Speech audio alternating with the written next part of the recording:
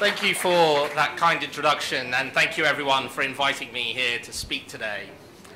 Today is my 5th day in the job. It would be my 6th day, but I was very grateful for Eid on Friday, which meant that I had a day off. I can't think of a better place to be today other than here to speak. I'm the Deputy High Commissioner, the British Deputy High Commissioner for Western India. I'm also the Director General for UK Trade and Investment for the whole of India. My job is essentially the UK-India commercial relationship. And being here, speaking to you today, is without a doubt one of the best starts that I could have hoped for.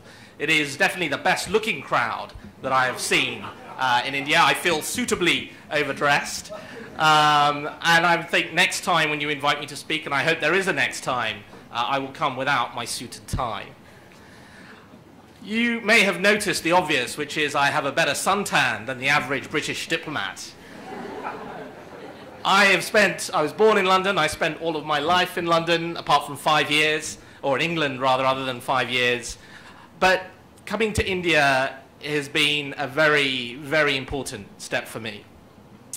I can't think of many more important things than within that to support the youth. I mean, not least am I at the younger end of the spectrum for doing my job.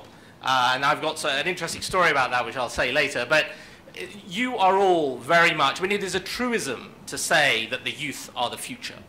It is true everywhere. But more so somehow in India than in other places. We heard about the youth bulge. The average age, I was told, of India is 28, which I thought was staggering. I was told that 50% of the population are under the age of 25. In the US, the average age, I think US and China are 37. In Europe, it's about 45, and in Japan, it's 48. This is a phenomenal competitive advantage. But it's not just a competitive advantage. It is in many ways, for all of you, you have not only the opportunity to take advantage, but you have an obligation. Because very soon your children will be looking to you to pay their pensions. Pay your pensions, in fact. Your children will have to be asked to pay your pensions. And if you have not taken advantage of this moment and catapulted India forward, then there will be a challenge, the challenge that Western Europe now faces with an old, aging population. So you have a chance to get it right where other economies haven't got it right so far. There are a number of things that the UK government are doing to support this, not least today's event, and I'm going to go back and say we need to do more of these, not least because I want to speak next time without a shirt and a tie.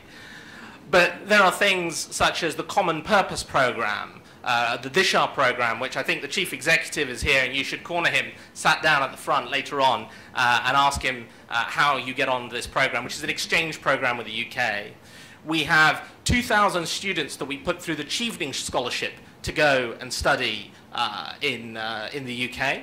We've reached out to 17 million people across India through the Department for International Development, the British Council, and we're training over 1 million teachers in English and other subjects across India to reach out and make the most, again, of this demographic advantage. Because education, there are many parts to the answer, but education is undoubtedly one of the most important parts of that program.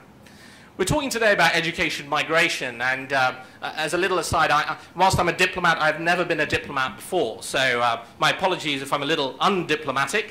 But I'd be amiss if I didn't mention the UK and its visas. And I know there's been a lot of controversy about the 3,000 rupee pound bond even.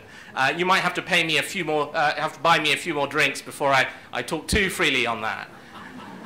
But I will say this, and this is the true position, and this was the position that David Cameron iterated when he was here, is there are no limits on students coming to study in the UK at bona fide institutions. There are no limits.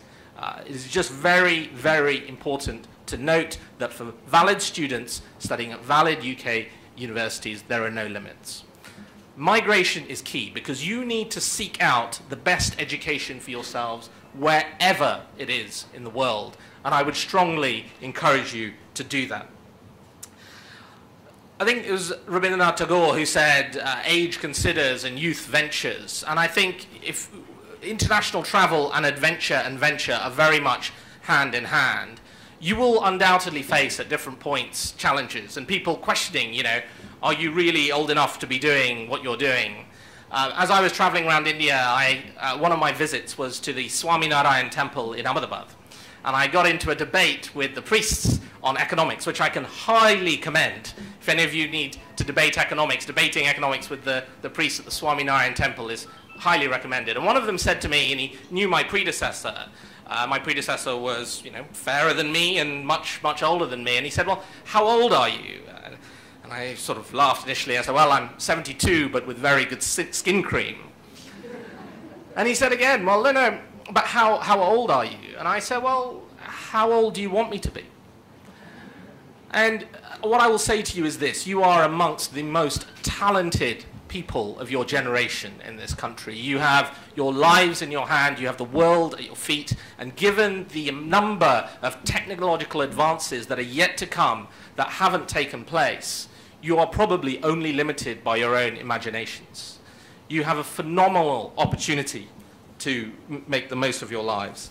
It is extremely exciting to be here today. It is both inspiring and it's exhilarating. And I only wish that, you know, there was this sort of atmosphere in more of the speaking events that I get asked to do. Thank you very much for inviting me here today. Thank you.